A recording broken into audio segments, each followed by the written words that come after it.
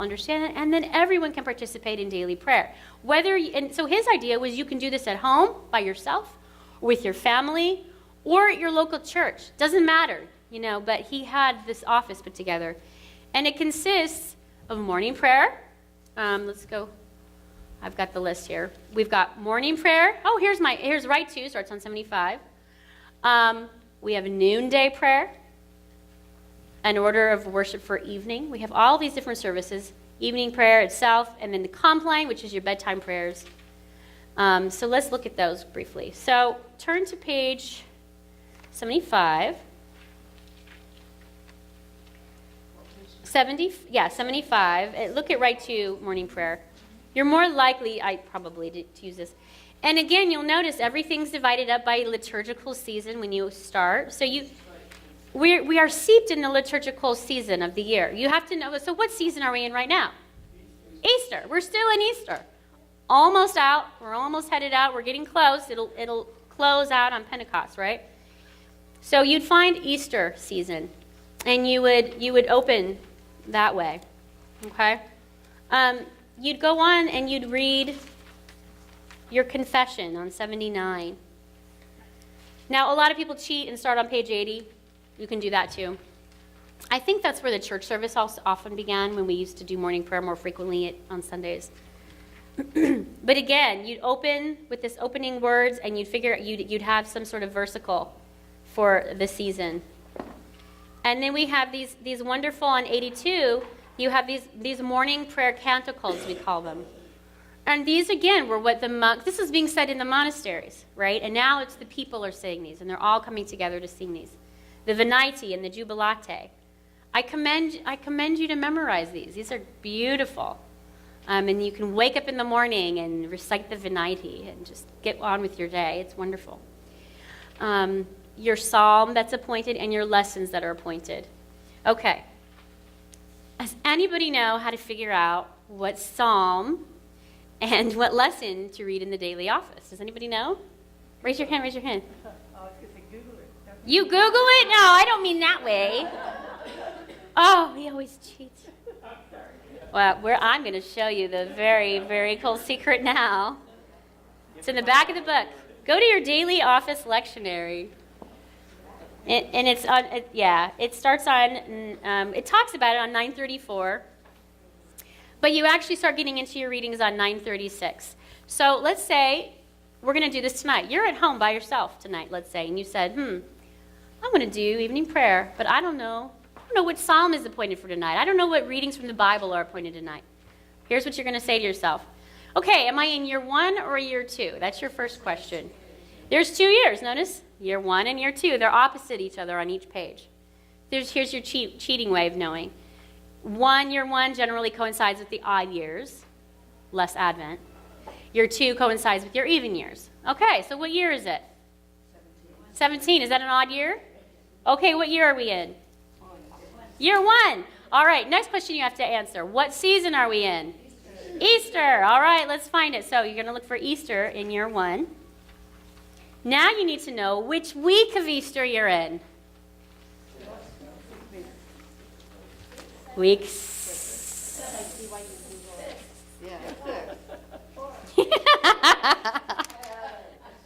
You're in week 6 of Easter.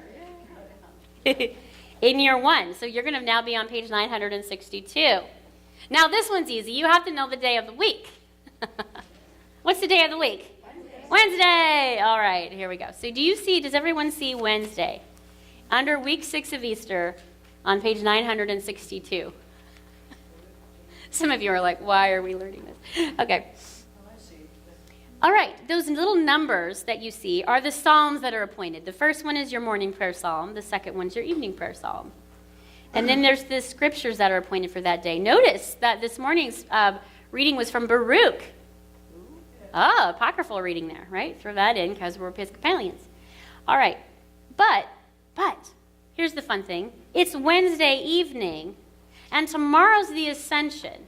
So tonight is technically the eve of the Ascension. So we would actually read the propers for Eve of the Ascension. Now, does anybody know why we celebrate the eve of a feast day? Like we have Easter Eve and we have Christmas Eve. And now we have the eve of Ascension. Does anybody know why? That's right. This goes all the way back to our connection with our Jewish brothers and sisters because the day ends at sunset. So at sunset, it is a new day. So we are just following that Jewish tradition of observing the new day at the eve, at the sunset, which is why we always have to change the time of the Easter Vigil when it begins every year, because it has to begin right at sunset, not before. And it always sets at a different time. Anyway, these are all fun facts. Have you learned something new yet? Okay, very good. All right, so you're going to read. Now you know what to read. Now this is just the daily office. We also have a Sunday lectionary, which is completely different and has completely different rules. And that one I'm not going to tell you, but you can look it up and figure it out, I bet, in the back. But that one is just easier to Google because it's even way more complex than how I just told you about daily office. But I do think it's important to know, if you want to follow even just one reading a day, how to find it in your prayer book so that you can follow it. And it's wonderful to read that when you know you're reading it with everybody else in the church. It's a wonderful feeling. Why do you have to have a prescribed psalm? Why can't you just read whatever psalm you want? Now, you could. You could, definitely. She said, why do you have to read what's prescribed? Well, we're Episcopalians. Of course you could read whatever you want. It's just if you wanted to read, with the lectionary, you would. So Cranmer's idea, he created this lectionary. Cranmer was very set. He wanted to make sure that everybody got exposed to the entirety of the Bible. And that's why he made the lectionary. And that's why he thought it was so key. Because otherwise, what we tend to do, I know I do, is just read the stuff I like. Right? I'm going to read Romans again. I'm going to read the Gospel of John again. Okay. Before I knew about the lectionary, I had a bucket of all the books of the Bible that I'm such a nerd. I'd have to draw it out to see what I'd read next because I kept wanting to read the same things. I drew Revelation 3 times. I was like, not again! Sorry. Then I found the lectionary and it would solve all my problems. All right. Okay, calendar of the church here. Yeah, daily office. Okay, morning prayer. Here's what I want to show you. Turn to page 115, 115. This is daily evening prayer. Right 2, again, the more contemporary English. This is the one we often sing, evensong. When we do an evensong service, this is the song service. It is also connected to Jewish worship. On page 109, you'll see there's also called an order of worship for the evening. This is actually taken from the Jewish service of light. That's what I am here. And so these two services they're connected. They're connected in that sense. But again, I love to highlight all the ways that we just continue our Jewish brothers and sisters. Those traditions just come right into the church in our liturgical traditions like this. Okay? The lighting of the candle, you think about that. The women of the house would do that before dinner. You'd light the candle at the table and say the opening prayers, right? Okay. Does anybody do noonday prayer? Has anybody ever tried it? The one I understand last week, previous one that you did? No, the day from the daily office. It's on page 103. This is if you thought to yourself, I'd love to try to do the daily office. I'd want to do one office, but I don't want to do one that takes too long. Noonday prayer is a good one. Great way to pause your day. Set your alarm, pause your day, and pause at work or wherever at lunch break, and do the order of service. You don't even have to know the daily office readings because they have specific stuff assigned right in the service itself. Okay? All right. You just read it straight through. It has options. You'd pick the psalm, one of the psalms it lists. You'd pick one of the readings that it lists. You don't have to read them all, but you could. You could read them all if you wanted. Can I ask you something? Mm-hmm. If you're reading this to yourself, do you only read the people part? No, you read everything out loud. If you do it by yourself, you both. You're both people. You're both. Yeah. Okay. Now, Compline, page 127. And there's that Latin there for, again, this was, if you think about in a monastery, they would have had more than these in their daily office, right? More prayers than this. So Cranmer thought this was like the minimum You would do morning, you would do noon, you would do evening, and you'd do bedtime, right? See, I never knew the difference between compline and the even sometimes. Oh yeah, so compline is a completely different thing from evening prayer. So compline is right before you go to bed, right before you go to sleep. Tuck yourself into bed, and it's interesting because it really, again, you have Psalms to choose from in that, but it's very focused on protection and safety through the night, which, think about when this was written. That was a huge deal. Going to sleep at night was, you don't know what might happen to you through the night. So a lot of the prayers in there are related to that. But I have to say, of all the services, Compline's collects can't be beat. Just listen to the collect on page 133, the third one down. Look down, O Lord, from your heavenly throne, and illumine this night with your celestial brightness, that by night as by day your people may glorify your holy name.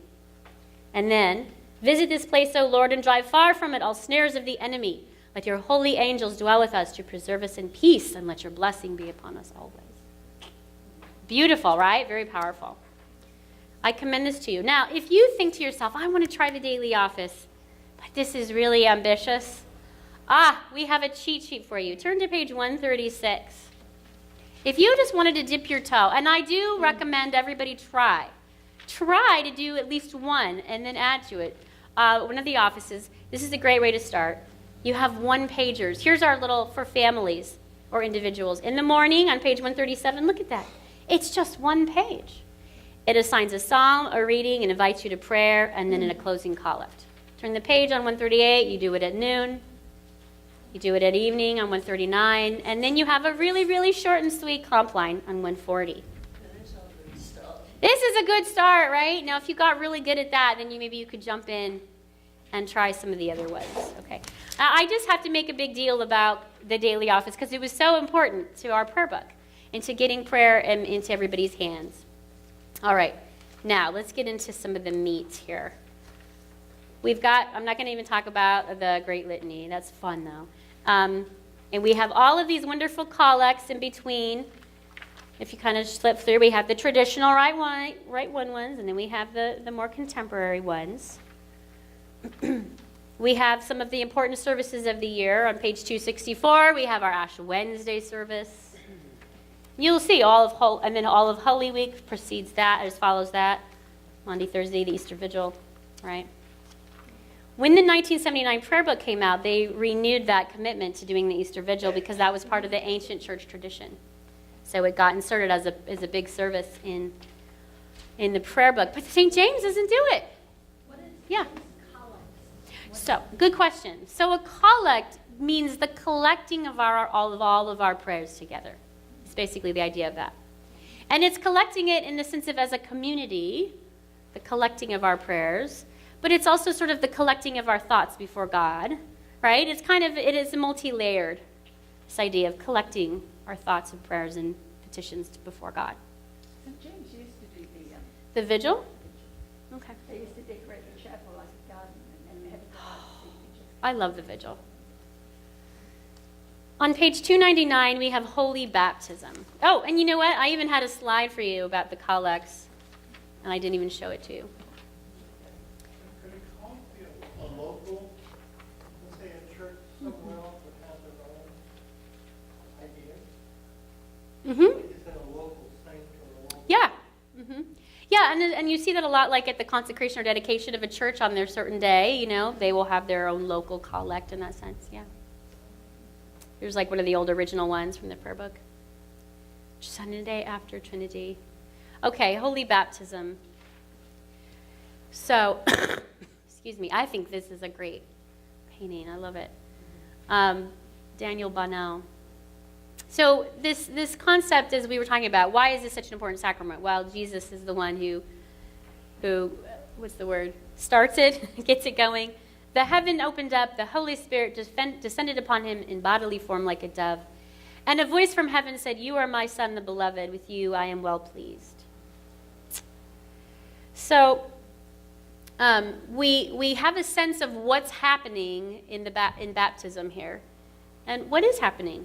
Why is this an important moment?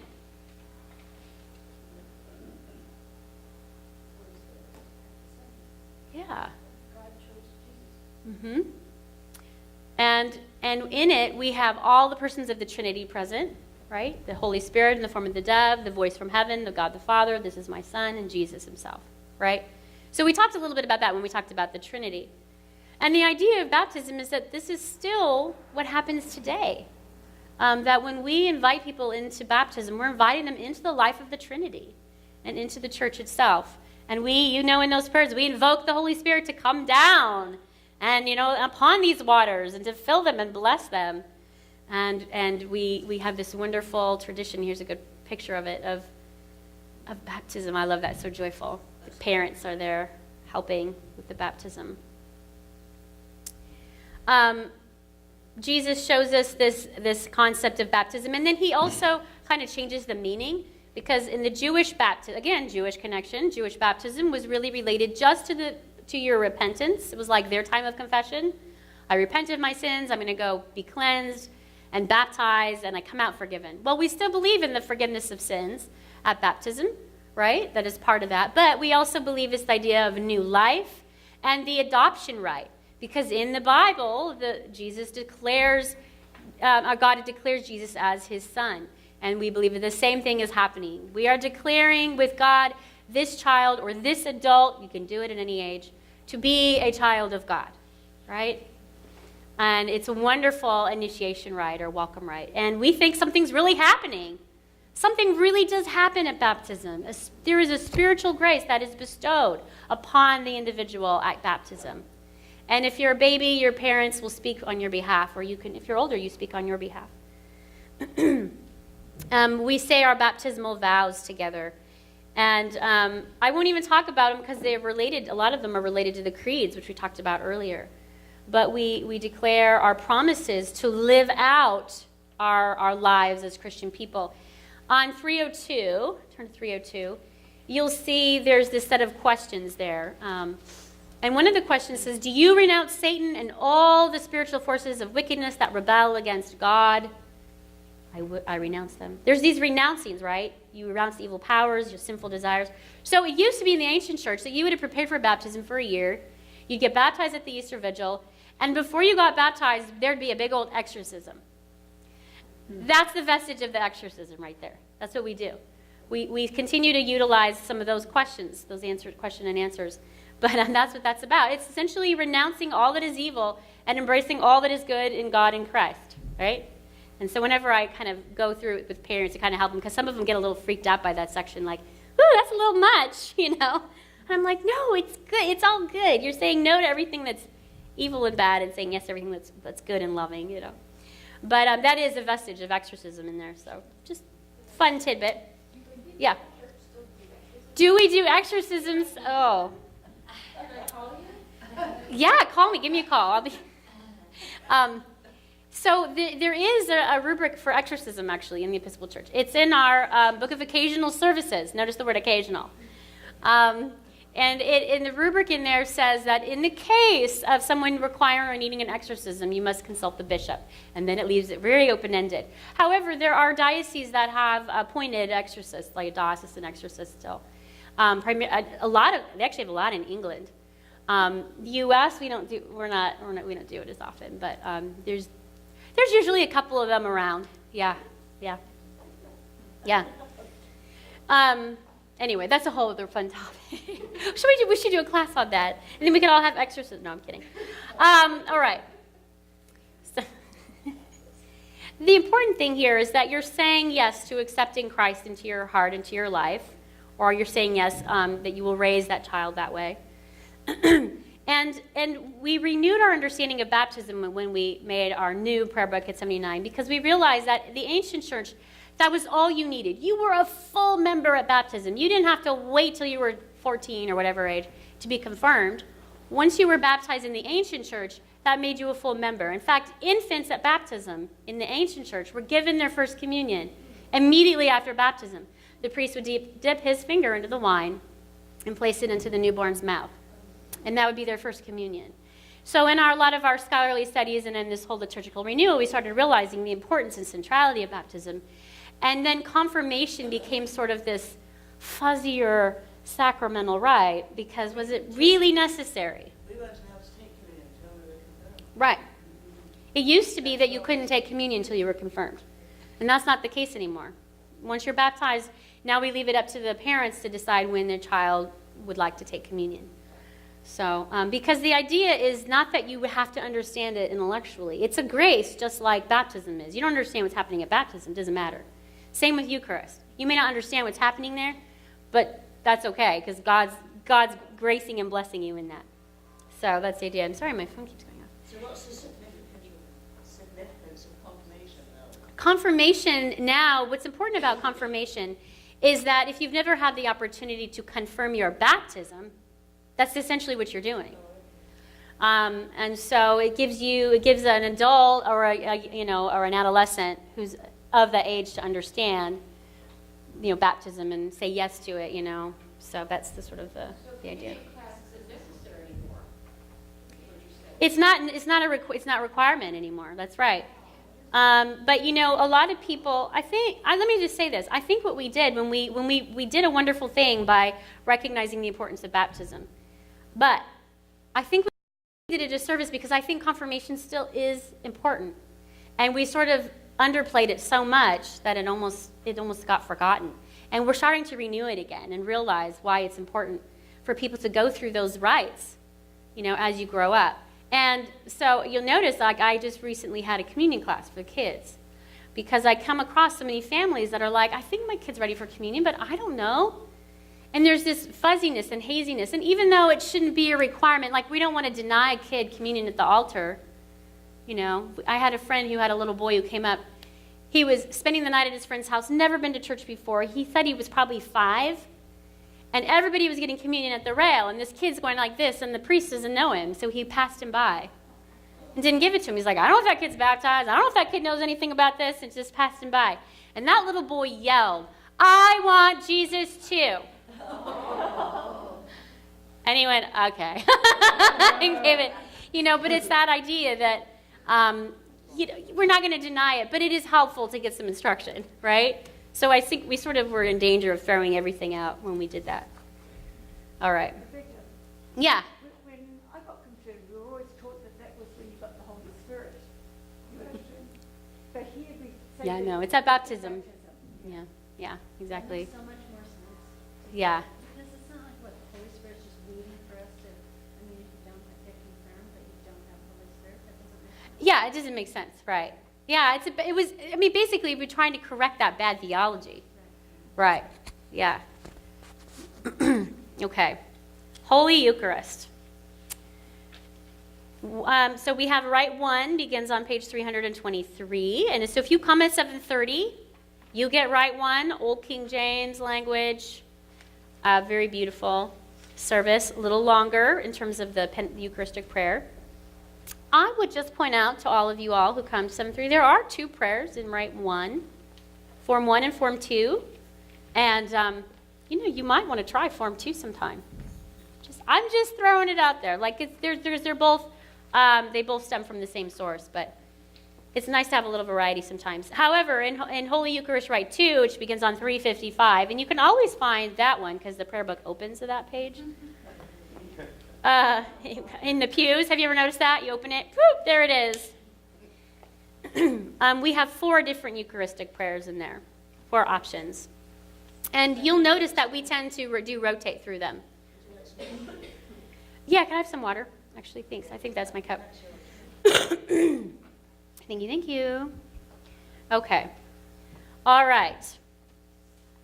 Now, here's my little disclaimer about, and I don't have a ton of time because we're going to go through this, but Holy Eucharist, I have a very high view of Holy Eucharist. So that's my disclaimer before I jump in. What does the word Eucharist translate to again? I'm about to tell you. Yes. You're so good. Thank you, Lauren. So Eucharist is a Greek word, and it means thanksgiving. It's thanksgiving. We're giving thanks to God, right? But it is the great thanksgiving. If you've ever noticed that language, we use that frequently, the great thanksgiving. Isn't it somewhere in here? Anyway, I can't find it, but it is somewhere in here. This is where we believe we are meeting God in the ordinary substance of bread and wine. And Jesus institutes this, of course, on the night of the Last Supper. When he takes the loaf of bread, he blesses it, he breaks it, and he says, "Take eat. This is my what? Body broken for you. And then he takes the cup of wine and gives thanks, gives it to them, and says, drink from it, all of you, for this is my blood of the new covenant, poured out for the forgiveness of sins. And all the Eucharistic prayers have that basic language in it. It comes right out of the gospel. We're just quoting Matthew right there. But I like to point out, he didn't say this represents my body, this is symbolic of my body. He said it is my body. And I think this is one of the few places where Episcopalians get a little bit literal about the Bible, because we feel like there is something really true about that. Now, however, that said, Episcopalians and Anglicans in general are so interesting about this, because while we'll say it is Jesus' body and blood in some way, shape, or form, but it's a total mystery how that is. Like, we do not define it. We refuse to define it on principle. How that is, what that is. What that means is you can really have a diversity of beliefs about that in the Episcopal Church, and people do. I've known Episcopalians who truly believe it's nothing but a symbol, and we're like, that's fine. You can think that. It's all the way to, transubstantiation. That's fine. You can think that. But the Anglican position is that it's a mystery. It is a holy, wonderful mystery. Don't go there. It's kind of the historical. Catholics do believe it's the body of blood. Right. So we would say, we use a lot of language like real presence. You'll hear that. And, the way we treat the Eucharist, once the bread and wine has been blessed, it shows what we think about it. We have in our sacristy a piscina. What is that? Anybody know? It's a sink that goes where? Into the ground. Why is that? Because you don't want to mix it. But this what? You don't want it going into the water supply. You Yeah. don't want it mixing into the general water supply. You want to go straight to the earth. Yeah, that's right. So here it is. Once that wine or bread has been consecrated and blessed, it's holy, and we're not going to put it down the sewer system. Thank you very much. When we have excess, and it's going to go straight into the earth. So like we have a piscina here. I thought you had to drink it. Oh, that is also one belief, and some clergy will insist on that. Is that what you think we're doing? She said some people insist on drinking it. Yes, Oh, yeah. So again, very, very high view. So within the Episcopal Church, you have a variety of views. A very, very, very high view would say, don't even put it in the piscina. How could you? Drink it and eat it. I worked with a priest who did that. And when you have to get rid of all the bread on Monday, Thursday, and all the wine, yeah, we were all like, woo, don't ever make us do that again. So no, but we do just, we use the piscina when it gets that crazy. Here is, and I love this quote, Queen Elizabeth on the Eucharist. This kind of encapsulates this idea. Christ was the word that spake it. He took the bread and brake it. And what his words did make it, notice she doesn't say, that I believe and take it. It's not Dr. Seuss. I know. I think this is a nice way of encapsulating how she said it, right? Kind of a fun way of a summary of how she said it. I don't know if she literally said those exact words, but she did essentially say that. To kind of again, here's our via media, right? I don't know. This is what Jesus said. And whatever and however that made it what Jesus said it was, Jesus' body and blood, I'll take it. Yeah, Dr. Seuss. That's good. I just like that picture. This is a little higher church here. Even, our deacons and the subdeacons and, everybody's vested. So we have a much higher view of communion than, say, some of the other Protestant traditions, like in a Methodist or a Presbyterian church, where they would say this is really purely symbolic. That's all this is. This is just a symbol. We're just remembering an event, and it's a symbol. And then, and the more Roman side would be like, this is fully, completely, 100% like actual flesh and actual blood, like, we'd go right in the middle. We'd be like, that's somewhere in between, right? Jesus is really present in that somehow, but we're not going to say how. We don't say how. Does that make sense to everybody? Okay. Very good. The altar is also a very important part of the Eucharist, and I love it. Here's an example of like a high church altar and a low church simple altar. altars are important because, again, there's another way that we differentiate ourselves from some other traditions that would have maybe a table in church, in a more Protestant tradition, where you might celebrate communion, but we actually call it an altar because we have that concept that we really are making a sacrifice to God. In this case, it's our lives, our souls, our bodies, as we say. We're offering it all back to God, and we're remembering the sacrifice Jesus made, and it all comes together. And so the altar comes to be symbolic to us of the cross, of the empty, and of the empty tomb, all at the same time. Right? It's very wonderful. What about the table, the table at the altar? It used to be against the wall, and then there was a big hoo-ha, and they pulled it out. Yes. What was Oh. that about? Well, I don't know if we have time to get into it. But yeah, that has been a big controversy. And it's really, again, it goes back to this liturgical new of whether or not the priest is up there doing something that nobody else should be involved in, sort of magic hands, versus no. This is, and the real understanding of Eucharist is that a priest can't go and just by yourself go off into the room and go, I'm going to go make Eucharist over here and say a bunch of prayers and that the bread is blessed and holy. It's not. It's a requirement to have the community of people gathered, and at least one other person has to be there, preferably more.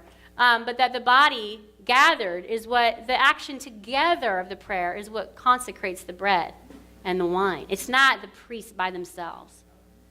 So it gives that theology is more clear, I think, when you have the altar where you're conversing back and forth.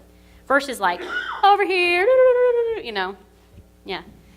So, yeah, that was the big thing, and we could go into a lot more about it, but it was a huge movement. Get the altar away from the wall, right? All right.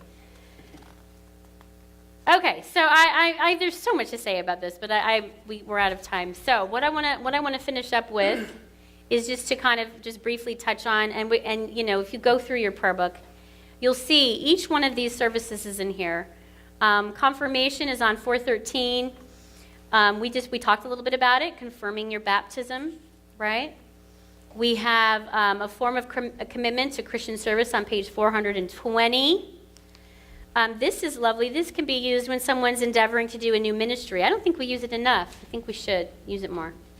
People don't even know it's in there. There's marriage, the blessing of the marriage on 423. And there's a lot you could say about marriage, of course.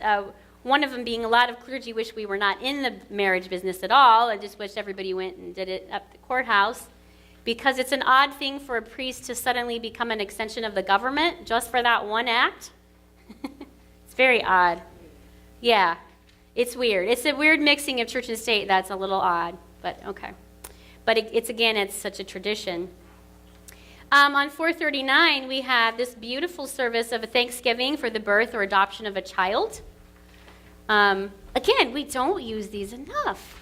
When I had Grayson, I think it was, I went and told my deacon, can I come in and would you guys do this service with me? Because I wanted to do it and let people know it was there.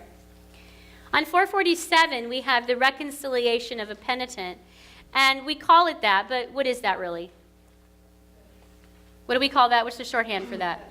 Confession. I have these, there's my picture of marriage. Okay, here it is. Private confession in the Episcopal Church. This is our famous saying, all may, none must, some should. So it's a very different approach to in a Roman tradition where it's very much a requirement, all must, right? Versus in some Protestant traditions where, why would you ever go to a priest and confess your sins? Oh my goodness, that's crazy and weird. No, this is, and I have to tell you that as a priest, when people have really needed it, and usually I know they need it because they can't forgive themselves, there's something they just can't get over, I'll say, let's come do confession. And I have found people, almost without exception, found incredible freedom and grace and liberation in this rite. I think it's very powerful. And I do commend it to people, and, clergy are supposed to do it at least once a year. I think that's a great practice for all of us. Why not? I mean, surely. Once a year is, just to come. And it doesn't have to be exhaustive. But I guess I would say if there is something that's really just kind of sitting with you that you can't let go, Make use of it. And it's easy too. You make an appointment with one of us, and we can do it in the chapel or the office. It's very private. Nobody's there. And we just talk it through, and we go through the prayer book together. So on Sundays, we make a corporate confession instead of a private confession. And so we all just recite the one general confession together, and we get absolution. But it doesn't give you in that time the opportunity to unburden yourself about something specific, if there was something that was burdening you. Now, some people have no problem with this. That's why that's saying some people never need it. Like, I know some people don't, I'm fine, I'm good. Yeah. Yeah. Or it covers everything. Yeah. That's why we said none must, right? You don't have to do a private confession. Yeah. We would say the general confession is good enough, unless it's not good enough for you because you're struggling with something. Or sometimes somebody's just done something really huge, frankly, and they don't feel like it's enough to just do the general confession. They really need to talk about it. So, yeah. Lee. I'm trying to remember, I want to say in the church of my childhood where I was confirmed, there might have been a confessional like in the Roman Catholic Church today. Was that ever part of that Episcopal structure? Ever part of the Episcopal? In the more high church Episcopal churches, there are confessionals. Yeah. If you go to St. Mary the Virgin, in New York City, there's incredibly beautiful confessionals still in that church. Not a lot of them have them anymore. Even those that did, a lot of them got rid of them. But yeah. Yeah. So what in the chapel on Sundays, is that what you're doing, is the private? No, that's healing prayers. That's the ministration. Here we are with the sick. So perfect timing. No, on Sundays in the chapel? Yeah.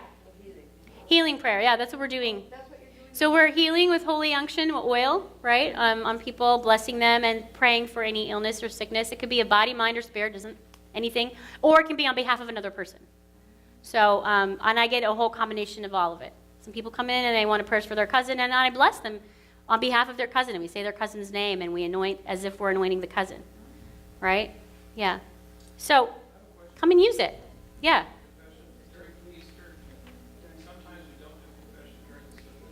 Yeah, Easter season, the rubrics are that confession is optional. The idea being, wow, you did all that confessing and penitential stuff in Lent. Carries you through Easter season. But probably by Pentecost, you need to do it again. Ministration of time of death is last rites. And that is on what page is that on? Oh, 462, yeah. There are also two versions of this, I think. No, there's two versions of confession, not this one. I just have to say, I don't think Californians use this very much. But when I was on the Midwest and the East Coast, man, I got calls all the time to come do last rites. So anyway, I don't know anybody almost that's done it here at St. James. But I have to tell you that, again, this is one of the most beautiful sacraments to do with people. I find it incredibly powerful and moving. And when there's family and people there, or even if there's not, just if I'm just with the person dying, there is a sense of presence, holy presence, that's undeniable in that moment, that just makes you feel reaffirmed of God's presence, I have to say. It's wonderful. And I love that we have this. And I do find that when we do this with families, they also find great comfort in it. We don't say that it's required. We're not fearful about it. Like, oh, you didn't get last rites? Oh no, we don't have that sense. It's more like if this is an additional grace that you are free to take advantage of, and we would love to offer it for you. Right?